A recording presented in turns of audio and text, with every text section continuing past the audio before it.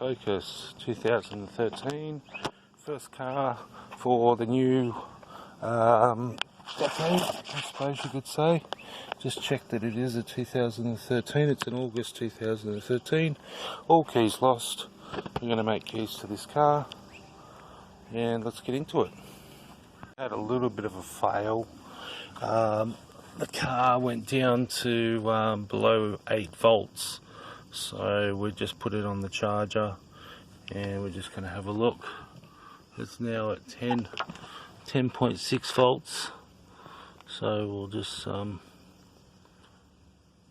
yes, I do want to stop that, it's aborted, so we'll just have to wait. That's all we can do. The key, car's on, works. Okay, let's just try the remotes. Lock, unlock, lock, unlock, lock, and unlock.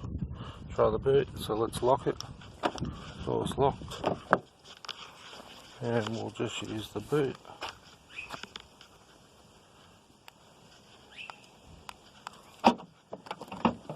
There we have it. So the boot's now shut. This should still be locked, and it is. Job done.